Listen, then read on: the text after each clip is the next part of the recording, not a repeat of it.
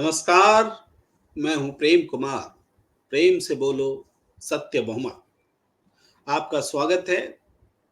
आज हम एक ऐसे विषय पर, एक ऐसे व्यक्ति से आपकी मुलाकात कराने जा रहे हैं, चर्चा करते हुए, जो विषय भी आपको बहुत पसंद आएगा और वो व्यक्ति भी आपको बहुत पसंदीदा लगेंगे, क्योंकि उस विषय की महारत उनको हासिल है। हम पहले विषय बता देते हैं। हम बात करने जा रहे हैं कि क्यों नहीं मतदाता ही मालिक हों, मतदाता ही लोकतंत्र के मालिक हों। इस विषय पर बात करने जा रहे हैं। और ऐसा हम क्यों कह रहे हैं? देखिए, कर्नाटक विधानसभा चुनाव नतीजों पर चर्चा चल रही है। एग्जिट पोल के बाद से ही ये चर्चा तेज है। और कर्नाटक एक ऐसा प्रदेश है जहां कई बार वोट प्रतिशत कांग्रेस का अधिक होता है, सरकार बीजेपी बना लेती है। वोट प्रतिशत कांग्रेस और बीजेपी के अधिक होते हैं और मुख्यमंत्री जनता दल एस के कुमारस्वामी बन जाते हैं। तो ऐसा क्यों होता है? एक बात।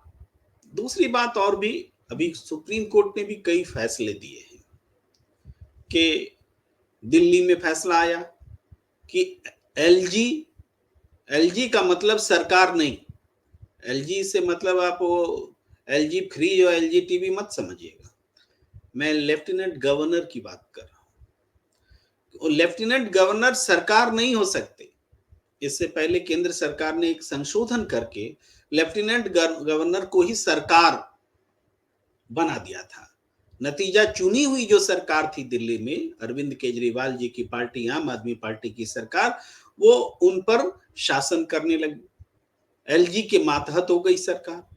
अब चुनी हुई सरकार को क्या किसी के मातहत होना चाहिए? अब यही बात देखिए महाराष्ट्र में देखने को मिली। राज्यपाल सर्वे सर्वा बन गए। सरकार गिराने में, सरकार बनाने में उन्होंने योगदान करना शुरू कर दिया। एक बार तो सुबह सवेरे उठ करके देवेंद्र फडणवीस और अजित पवार की सरकार बना गए राज्यपाल। बाद में मौका मिला तो एक सरकार को विश्वास मत फ्लोर टेस्ट के लिए कह दिया। और फ्लोर टेस्ट जो है, सुप्रीम कोर्ट ने कहा, राज्यपाल ने जो फ्लोर टेस्ट कहा वो गलत है, स्पीकर ने जिस चीफ व्हिप को मान्यता दी वो गलत है, और सब गलत ही है। तो फिर उस फ्लोर टेस्ट से पहले जो सरकार चली गई वो भी गलत क्यों नहीं है? या जो सरकार चल रही है वो भी गलत क्यों नहीं है? राज्यपाल इतना पावरफुल कैसे हो सकता है कि चुनी हुई सरकार को जब चाहे हटा दे, गिरा दे, बहुमत पूछ ले, अल्पमत बता दे और उसका कोई आधार भी ना हो? सुप्रीम कोर्ट कह रहा है आधार नहीं। यानी राज्यपाल का पद आज चर्चा में है, उपराज्यपाल का पद आज चर्चा में है, और गलत कारणों से चर्चा में है। अपने पावर का बेजा इस्तेमाल करने के कारण से चर्चा में है, और लोकतंत्र पर सवाल के रूप में चर्चा में है।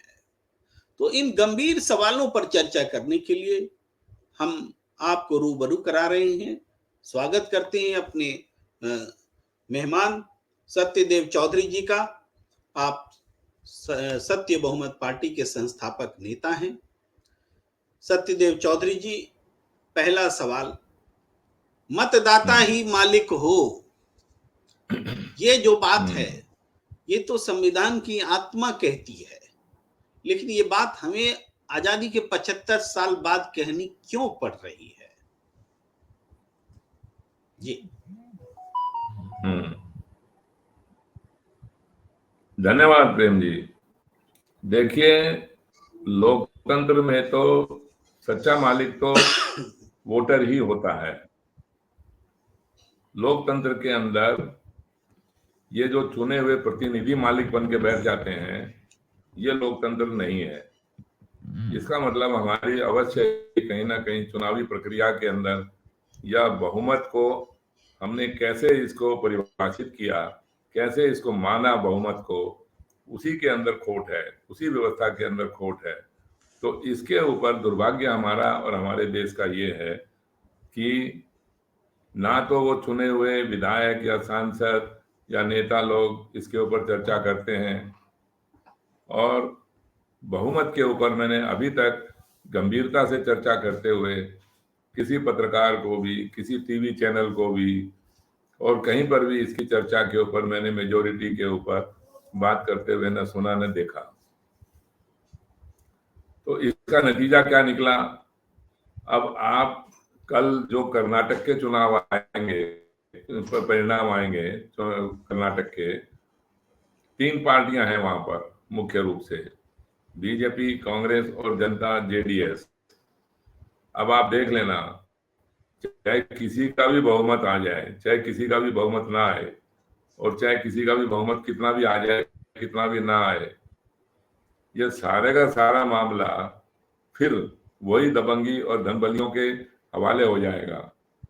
मान लो बीजेपी अगर जीत गई तो ठीक है, क्योंकि वो सबसे बड़े दबंगी और धनबली हैं, इसीलिए उनका वो वहां पर प्रभुत्व रहेगा, और क्योंकि उनके केंद्र में भी सरकार उन्हीं की है, तो इसलिए सबसे ज्यादा धनबली और बाहुबली भी वही लोग हैं, तो इसलिए उनको शहर और ईडी सीडी और ये पुलिस और आई के कब्जे में है। जी तो वो चौधरी तो साहब, मैं हावी आपको बन के थोड़ा सा रहेंगे। रोक रहा हूँ और क्योंकि अगर मान आवाज लीजिए भी थोड़ी डिस्टर्ब कर ये रही है और मुझे बहुमत आ गया हस्तक्षेप करना भी कांग्रेस का, जरूरी लगता है। तो कांग्रेस का जी बहुमत आने के बाद चौधरी साहब, चौधरी साहब, मैं ये कह रहा हूं कि आप बहुत जी महीन बात, बारीक बात बता रहे हैं, दर्शकों को बताना बहुत जरूरी है कि कल्पना कीजिए कि कांग्रेस या बीजेपी जी को 140 सीट आ गई, 224 में 140 सीट आ गई, तो विधायकों का तो प्रचंड बहुमत हो गया, 113 चाहिए मैजिक फिगर जिससे सरकार बनती है।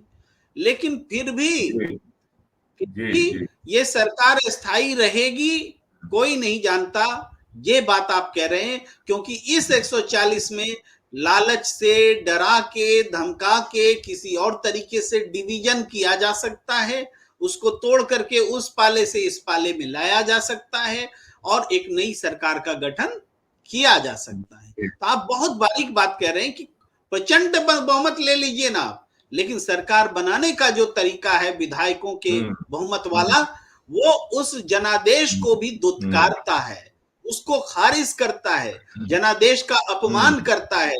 तब जब इस बहुमत को, जो विधायकों का बहुमत है, उसको भी टुकड़े टुकड़े में बांट करके वो बहुमत किसी इस पाले से उस पाले में शिफ्ट करा दिया जाता है। यही बात आप कह रहे हैं। मैंने दर्शकों को समझाने के लिए आपसे हाँ, वक्त ये लिया और थोड़ी ऐसा वीडियो ही भी मैं बोलने दिखा रही थी। जी जी जी जी जी जी मैं ऐसा ही बोल रहा हूँ कि मान लो आप विधायकों का प्रचंड बहुमत जिसको बोलते हो 113 को छोड़ के 140 तक आ गए, तो इस तरीके के उदाहरण तो हमने कई बारी कई स्टेट राज्यों में भी और कई केंद्र सरकारों के सरकार में भी देखा है। अब सवाल ये नहीं है कि विधायकों का प्रचंड बहुमत है या नहीं है, सवाल ये है कि प्रचंड बहुमत हो जाने के बावजूद भी हमारे उस राज्य के या देश के मतदाताओं को एक न्यायप्रिय और लोकप्रिय व्यवस्था, लोकतांत्रिक व्यवस्था क्यों नहीं मिली? सवाल तो ये है, सवाल ये है ही नहीं कि विधायकों का बहुमत कैसा हुआ, प्रचंड बहुमत हुआ, संपूर्ण बहुमत हुआ, पूर्ण बहुमत हुआ, अर्ध बहुमत, इस तरीके का तो इस सवाल, इससे इसका लोकतंत्र का संबंध इसका ज्यादा नहीं है। इसका तो इसकी तो बात सीधी सीधी बात ये है कि हमने लोकतंत्र के अंदर बहुमत की परिभाषा बना ही नहीं रखी।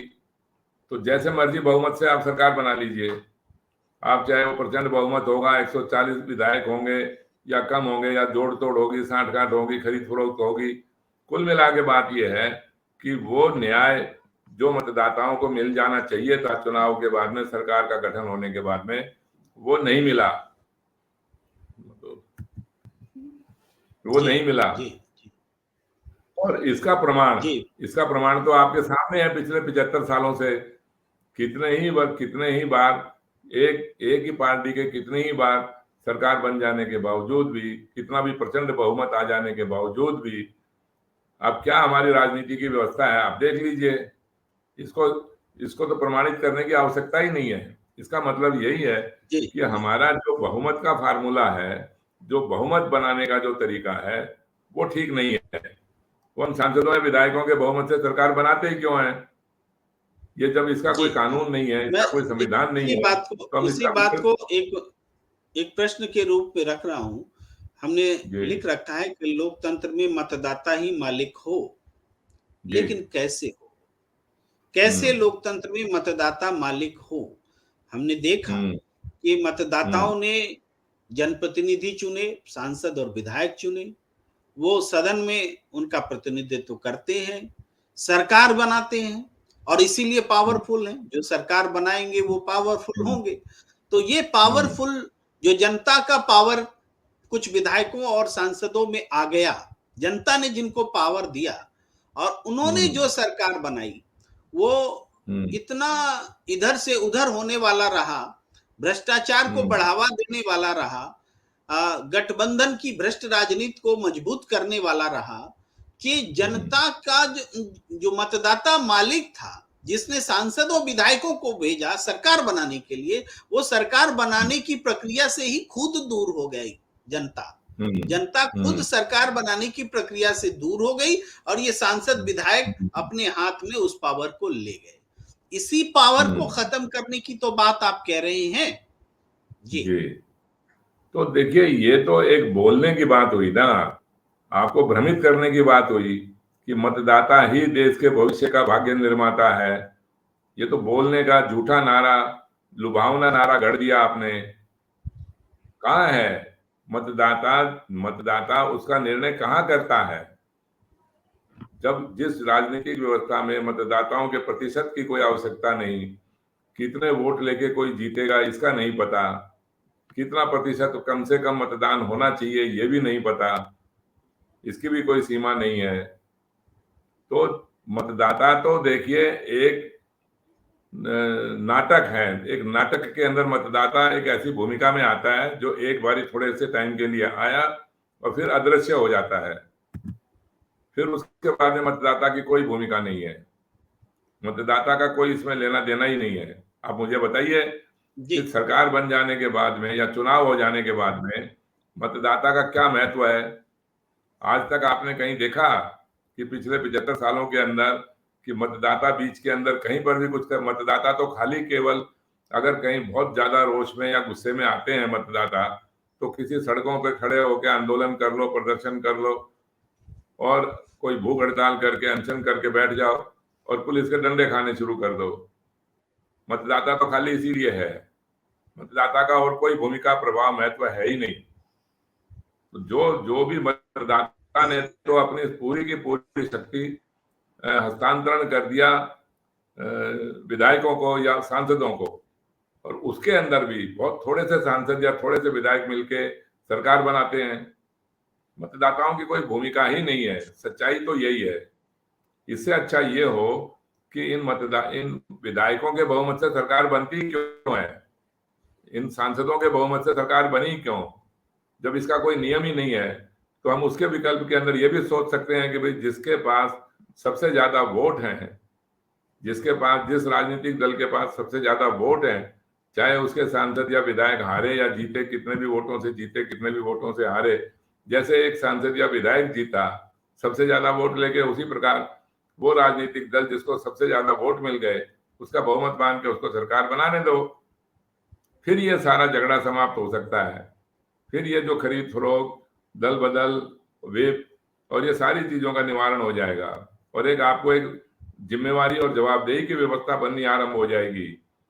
और फिर आपको एक न्यायप्रिय और लोकप्रिय व्यवस्था मतदाताओं के लिए बननी आरंभ हो जाएगी, जिसमें गरीबी, बीमारी, बेरोजगारी, महंगाई, जो भी बातें हैं, जो भी समस्याएं हैं, उसका सबका निवारण होगा। जी जी प्रेम जी। जी अ, मैं यहाँ थोड़ी सी अलग किस्म से बात करना चाहता हूँ आपके साथ। वो ये चौधरी साहब के मतदाता आज भी ताकतवर है, मगर मतदाताओं की ताकत को किसी ने चुरा लिया है। मतदाता हम्म आज भी जब आंदोलन होते हैं तो सरकारें बदलती हैं, लेकिन आज उसका फॉर्मूला खोज लिया गया है।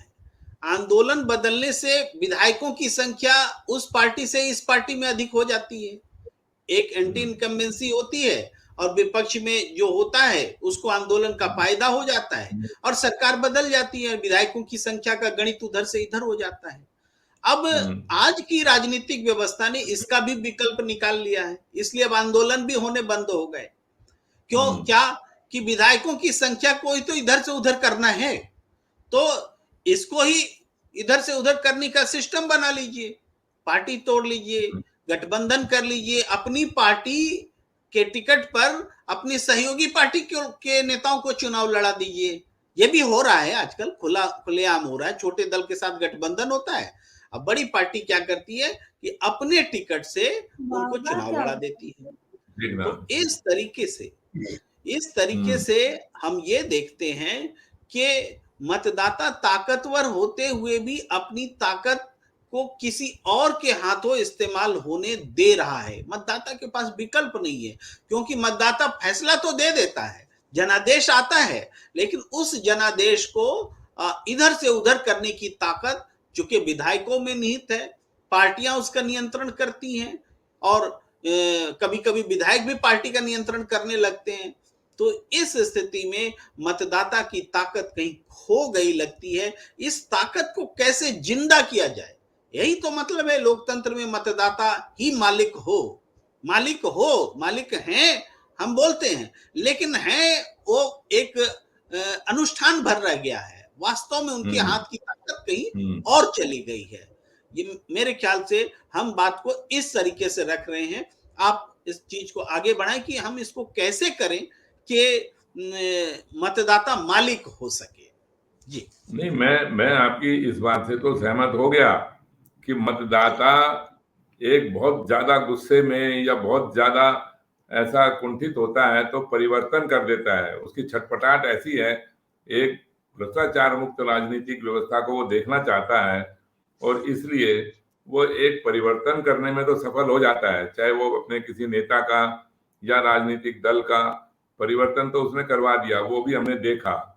लेकिन परिवर्तन करवाने के बाद में राजनीतिक व्यवस्था तो नहीं बदली ना, राजनीतिक व्यवस्था का तो परिवर्तन नहीं हुआ। परिवर्तन हुआ सिर्फ नेता का और राजनीतिक दल का। जो जिस मर्जी राजनीतिक दल को ले आओ, जिस मर्जी नेता को ले आओ, वो उसी राजनीतिक व्यवस्था के अंदर, उसी गठबंधन की भ्रष्ट राजनीतिक व्यवस्था के अंदर जोड़ तोड़ खरीद फरोख्त की राजनीति के अंदर ही दूसरा नेता आता है। तो जब पहले वाले नेता का आपने परिवर्तन किया, दूसरा नेता आया, तो दूसरे नेता के पास भी अगर विधायक कम हो गए तो उसने भी वही फार्मूला लगाना है, जोड़ तोड़ भ्रष्ट राजनीति का, खरीद फरोख्त का, दबंगी का, बाहुबली का।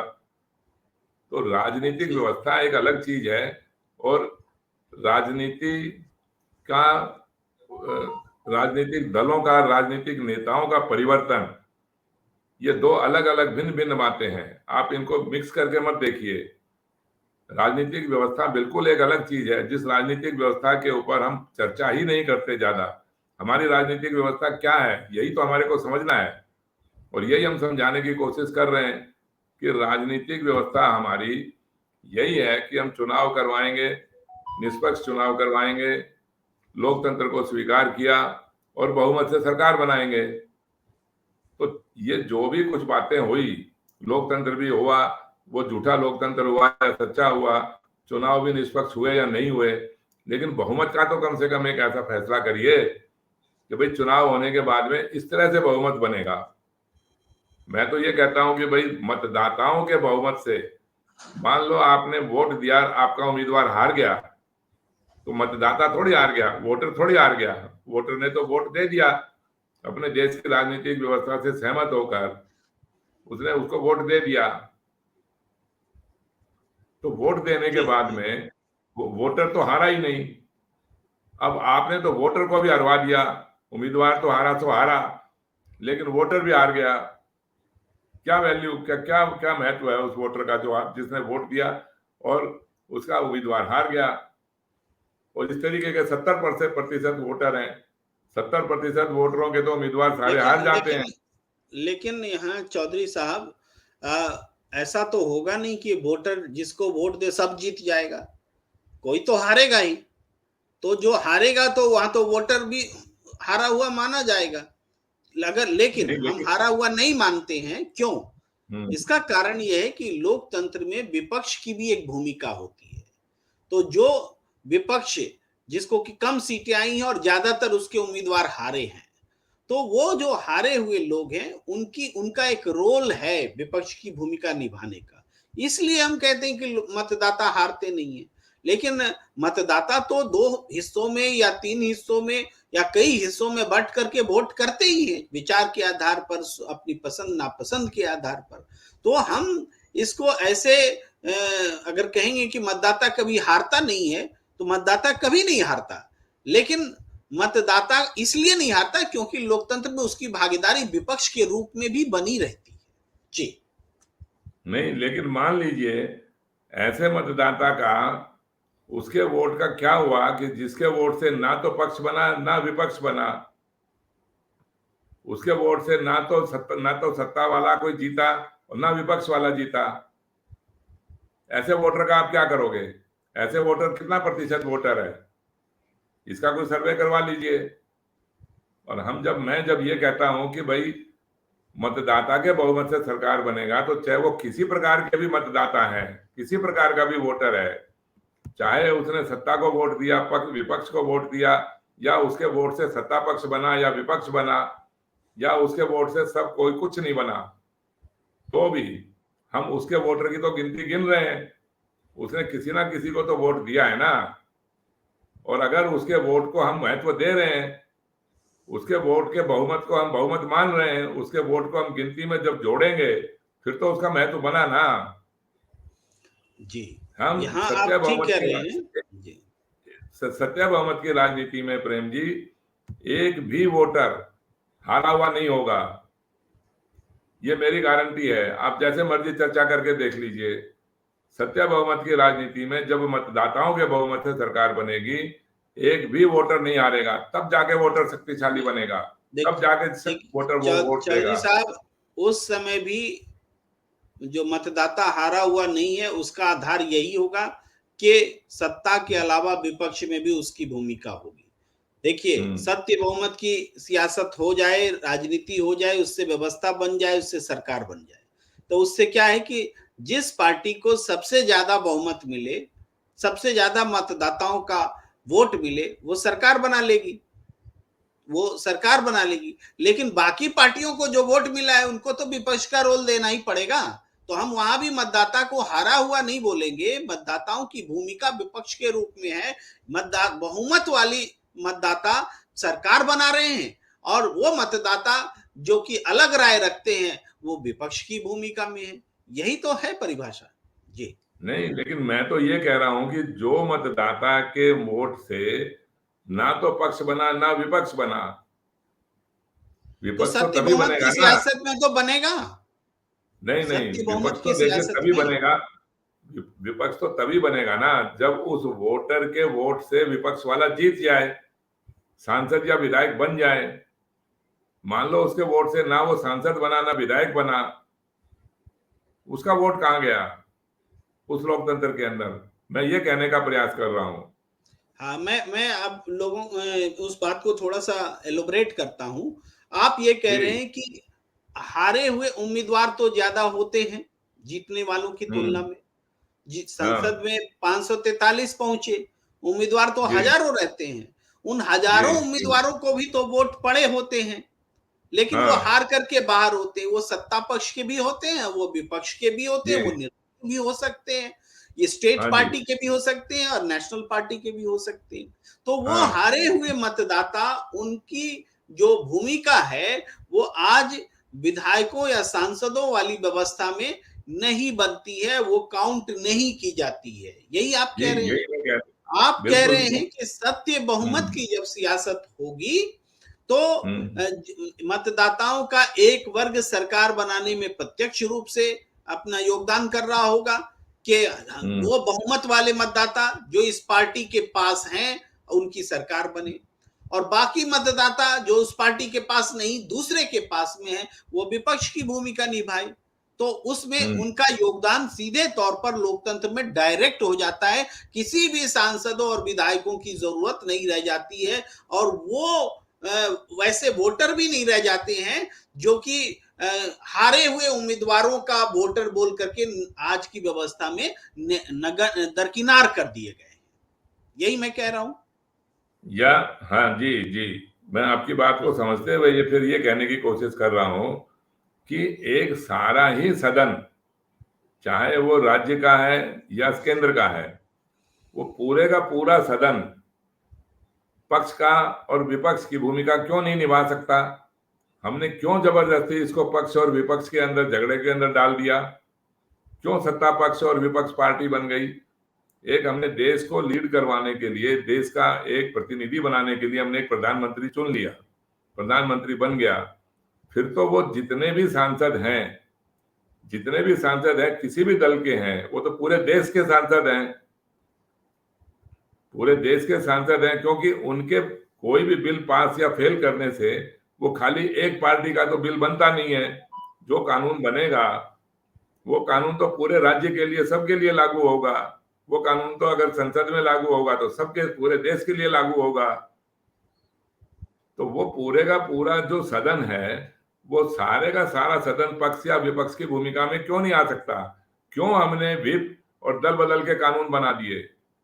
अगर मान लो कोई भी सत्य बहुमत पार्टी का सांसद है या विधायक है, वो अगर उसके विपक्ष में वोट देना चाहता है उस बिल के ऊपर, तो इसमें क्या आपत्ति है? सच्चा लोकतंत्र तो इसको बोलेंगे कि अगर किसी का स्वतंत्र विचार होना चाहिए उस सांसद का या विधायक का, वो उसके व्हिप के और दल बदल के कानून में क्यों बन गया? क्या वो गुलाम हमने चुने हैं क्या? मतदाताओं ने गुलाम चुने हैं कि भाई हमारे जो प्रतिनिधि होंगे वो हमारे उस राजनीतिक दल के नेता की गुलामी करेंगे? इस तरीके से हमारी राजनीतिक व्यवस्था है। ये तो हम तो आज तो यही देख रहे हैं। जी जी, मैं आपके इस बात पर दल बदल और व्हिप वाली जो बात है इसको थोड़ा सा दर्शकों के लिए बोलना चाहता हूं कि दरअसल जब सांसद विधायक पाला बदला करते थे और उससे सरकार बनने का जो अंक गणित है वो गड़बड़ा जाता था, तो इससे बेचैन होकर के राजनीतिक दलों ने सोचा कि दल बदल और व्हिप अगर हम लागू करते हैं तो सांसदों या विधायकों पर एक पार्टी का नियंत्रण बना रहेगा। ये सोच आप सही कह रहे हैं कि बिल्कुल अलोकतांत्रिक सोच है कि आपने सरकार को बनाने या बचाने की सुविधा के लिए आपने ये बनाया, लेकिन हुआ क्या? हुआ तो ठीक इसका उल्टा सत्यदेव जी। हुआ तो ये कि पहले एक दो विधायक अपने मन से पार्टी छोड़ते थे, अब समूह में पार्टी छोड़ने लगे। पहले 1/3 का रूल था तो 1/3 छोड़ते थे, आज 2/3 का रूल है तो 2/3 छोड़ते हैं।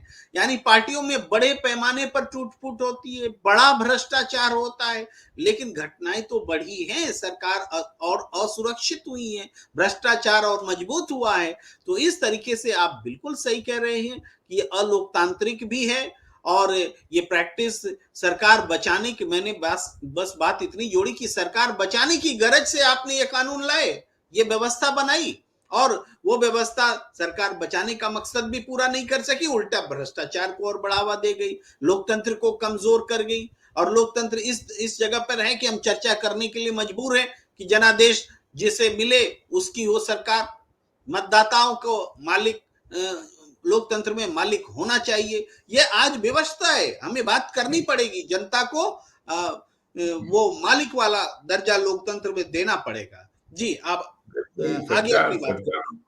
सच्चा मालिक तो लोकतंत्र के अंदर वोटर ही है। और ये सारा जो झगड़ा हुआ, ये जो सारा जो चक्कर पड़ा, वो इसीलिए हुआ कि बहुमत का हमारे पास फैसला नहीं है, क्योंकि हम बहुमत सांसदों या विधायकों के बहुमत से बहुमत बनाते हैं, इसीलिए ये सारी उलझन बनी हुई है। अगर हम ये सारा मतदाताओं के बहुमत से सरकार बनाने लग जाएं, तो इसमें जो विधायक चुना गया या जो सांसद चुना गया वो अपने एरिया में प्रतिनिधित्व करे, उसका जो उसकी जिम्मेवारी उत्तरदायित्व है वो उस तरह से काम करे। तो बहुमत के लिए तो हमने पूरे देश के लोगों ने मिलके अपने देश का एक प्रतिनिधि चुन लिया। जब वो चुन लिया तो उसमें विधायक या सांसद तो इतनी आसानी से उसको हटा नहीं सकते।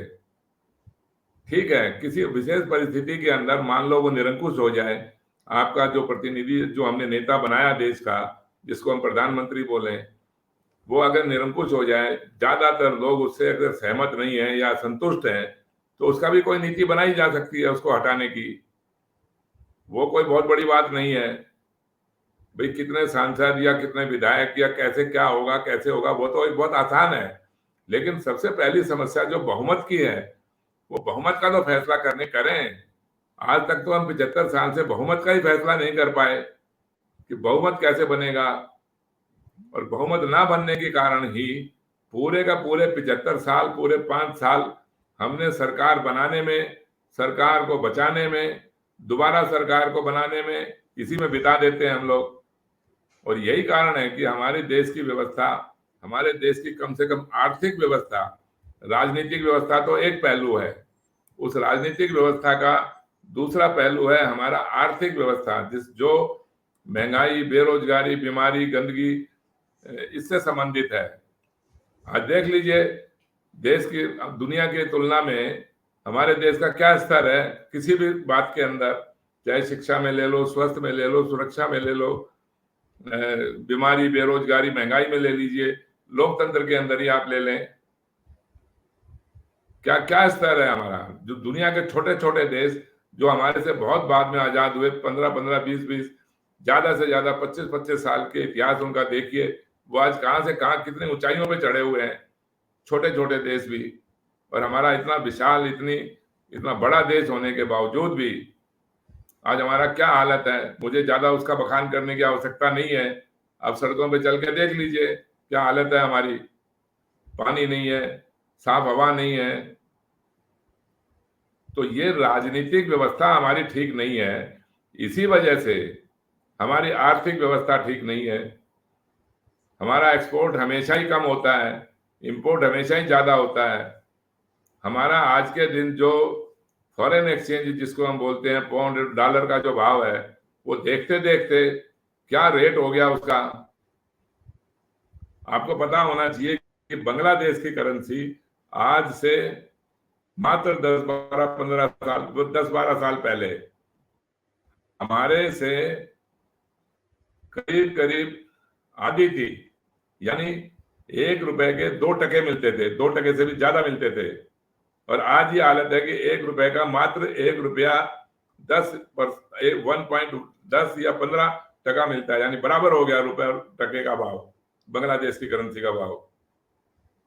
क्या हुआ, उन लोगों ने अच्छा काम किया ना, उनकी गरीबी मिटी, उन्होंने अपने आप को ज्यादा व्यवस्थित बनाया। ये सारे का सारा चक्कर ही राजनीति का है। वरना हमारे देश के लोग ईमानदार भी हैं, मेहनती भी हैं, और एक सद्भावना रखते हैं, ईश्वर में विश्वास रखते हैं। लेकिन ऐसा उलझा दिया सब चीजों को कि पता नहीं कौन सा ध्रुवीकरण करेंगे, कौन सा भगवान की पूजा करेंगे, कौन से पाखंड की पूजा करेंगे। और उससे होना क्या है, किसी भी आप भगवान की पूजा करने से आपके खेत में खेती हो जाएगी क्या? आपको अपने आप मेहनत करनी पड़ेगी, अपने कारखाने में तो आपको मेहनत करनी पड़ेगी। जब तक आप एक्सपोर्ट ज्यादा नहीं करेंगे, खाली इंपोर्ट ही इंपोर्ट करते रहेंगे, तो आपका घाटा तो बढ़ता ही रहेगा हमेशा, हर महीने हर साल बढ़ता रहेगा घाटा। तो भाई जब आप खर्चा, कमाई आपकी कम है, खर्चा ज्यादा है, ये तो बहुत सीधी सीधी बात है। तो कब तक ऐसे करोगे? जी, एक राजनीतिक व्यवस्था, सबसे पहला कारण तो है राजनीतिक व्यवस्था। राजनीतिक व्यवस्था के ऊपर आप बात करिए कि हमने ऐसी कैसी राजनीतिक व्यवस्था पकड़ी हुई है जिसके अंदर बहुमत का ही फैसला नहीं है। जो आया वही अपना बहुमत बना के चला गया, जिस मर्जी की सरकार जैसे मर्जी तोड़ दे, कभी गवर्नर तोड़ देगा, कभी स्पीकर तोड़ देगा, कभी कोई और मंत्री संतरी प्रधानमंत्री तोड़ देगा। किसी के इशारे के ऊपर किसी की भी सरकार तोड़ी जा सकती है। तो राजनीतिक व्यवस्था का तो सही निर्माण करो पहले। जी बिल्कुल, आप सही बात कह रहे हैं कि वर्तमान जो लोकतांत्रिक व्यवस्था है, जो वर्तमान संसदीय प्रजातंत्र है, उसमें जो बहुमत का फैसला, जिसको आप कह रहे हैं कि बहुमत का आज तक फैसला नहीं हुआ, वास्तव में एक गलत बहुमत का फैसला हम लोगों ने मान लिया बिना किसी हाँ। अधिकृत तरीके से, और वो फैसला है कि विधायकों का ज्यादा बहुमत होगा वो सरकार बनाएंगे, जो सांसदों का हम्म, बहुमत होगा सरकार बनाएंगे। मतदाताओं का जो अहमियत है उसको हमने कम करने का काम किया, मतदाताओं की ताकत को हमने सांसदों और विधायकों में समेट देने का काम किया, और ये समस्या की जड़ है, ये भ्रष्टाचार की जड़ है, ये विकास का विरोधी है, ये तमाम बाकी जो समस्याएं हैं, जातिवाद, धर्मवाद, तो सांप्रदायिकता, तमाम समस्याओं की जड़ भी यही है। क्योंकि जब करप्ट गवर्नमेंट का निर्माण होगा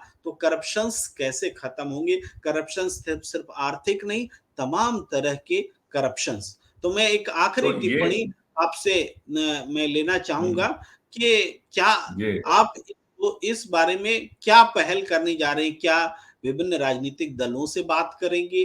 क्या ये जनता को सीधे समझा के एक पैरेलल पॉलिटिकल हम्म, सिस्टम खड़ा करने हम्म, की कोशिश करेंगे, जिसमें मतदाता ये आपके साथ हो? कौन सा तरीका आप अपनाने जा रहे हैं?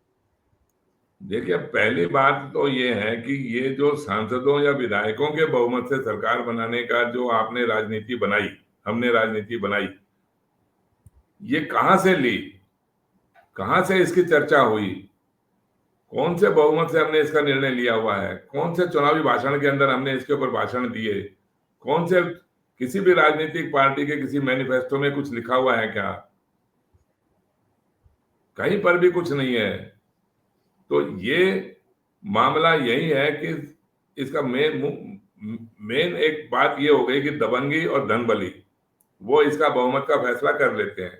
अब दूसरी बात जो आपने कही थी कि इसको हम कैसे करेंगे, तो ये जो राजनीतिक पार्टियां हैं, इनसे हमें बात करने की कोई भी आवश्यकता नहीं है। ये सब के सब लोगों ने, इन्होंने खूब सत्ता का मजा लिया हुआ है और ले रहे हैं, और ये फिर दोबारा से घुमा फिरा के, चाहे सत्ता वाले हों या विपक्ष वाले हों, आज जो सत्ता में है वो विपक्ष में आ गया, विपक्ष वाला है वो सत्ता में आ गया, वो घुमा फिरा के उनका फार्मूला एक ही है कि कैसे सांसदों के या विधायकों के बहुमत से जोड़ तोड़ खरीद फरोख्त करके सरकार बना ली जाए, और उसको कोई भी उसको चैलेंज नहीं कर रहा है, ना मतदाता उसको चैलेंज कर रहा है, वो सबने स्वीकार कर लिया उसको, कोर्ट ने भी स्वीकार कर लिया, सुप्रीम कोर्ट ने भी स्वीकार कर लिया उसको। तो सुप्रीम कोर्ट इसके ऊपर टिप्पणी क्यों नहीं करता कि ये बहुमत क्या है ये? तो इसका तो तरीका यही है कि जो हमने सत्य बहुमत पार्टी बनाई, इस पार्टी के आधार के ऊपर मतदाताओं के बहुमत से, वोटरों के बहुमत से हम सरकार बनाएंगे। जो मैंने अभी तक आपको अपने जो भी उसमें वक्तव्य के अंदर बताया, और इसके ऊपर गहरी चर्चा करनी होगी तो हम और चर्चा करेंगे, और ये मतदाताओं को समझाकर ही इसका निवारण हो सकता है, इसका फैसला लेकिन हो चौधरी सकता है। साहब, मतदाताओं को समझा करके तो आपको भी अभी की व्यवस्था के हिसाब से सांसदों का ही बहुमत लाना होगा, हम्म, और उसके हम्म, बाद जब एक बार पावर आ जाती है तो आप हम्म, चूंकि समझा हम्म, चुके हैं लोगों को, तो आप कहेंगे ये देखिए, हम्म, वोट मतदाता भी हमारे पास हैं और सांसद भी हमारे पास हैं, तो हम्म, आगे से हम्म, सांसदों की गिनती नहीं करेंगे, मतदाताओं की हम्म, गिनती करेंगे। और हम्म, आज हम हैं, कल कोई और होगा, लेकिन अब जी, मतदाता जिनके साथ होंगे उन्हीं की सरकार होगी। बिल्कुल आप यही ठीक है। कह रहे हैं। हम आज की व्यवस्था के हिसाब से ही चुनाव लड़ेंगे, आज की जी व्यवस्था के हिसाब से ही हमने पार्टी बनाई, और जैसे आज की राजनीतिक व्यवस्था चल रही है उसी के अंदर हम चुनाव लड़ेंगे और जीतेंगे। और जीतने के बाद में हमारा सबसे पहला काम ये होगा सरकार बनाने के बाद, कि सबसे पहला पॉइंट हमारा ये है कि इस बहुमत का फैसला करिए। जी हमारा सबसे पहला 24 घंटे हम चर्चा करके इसके ऊपर बात करेंगे कि बहुमत का फैसला कैसे हो। हम ये जी सांसदों विधायकों के बहुमत का विरोध करके जीतेंगे, और मतदाताओं के बहुमत से सरकार बनेगी। इसका एक बिल पेश करके इसका पूरा पुख्ता कानून बना देंगे इसका, और उसके बाद में जी विप और दल बदल कानून खत्म कर देंगे। इस तरीके की बहुत सारी इसमें सुधार करके, और मुख्य बात यही है कि बहुमत का फैसला करेंगे तो ये सारी समस्याओं का समाधान होगा। जी जी। बहुत इस चर्चा को अब खत्म करते हैं। मेरे ख्याल से दर्शकों को भी बात पूरी समझ में आ गई होगी कि हम्म, सत्य बहुमत कैसे देश की तस्वीर बदल सकता है, मतदाताओं को पावरफुल बना सकता है, मतदाताओं को मालिक बना सकता है। हम शुभकामना हम्म, रखते हुए आज की चर्चा को विराम देने की आपसे अनुमति चाहेंगे। हमें दीजिए इजाजत। बहुत नमस्कार। बहुत धन्यवाद प्रेम जी, आपका बहुत बहुत धन्यवाद, आप शुभकामनाएं सभी दर्शकों का भी को भी आभार जी। जो लगातार हमारे साथ जुड़े रहते हैं।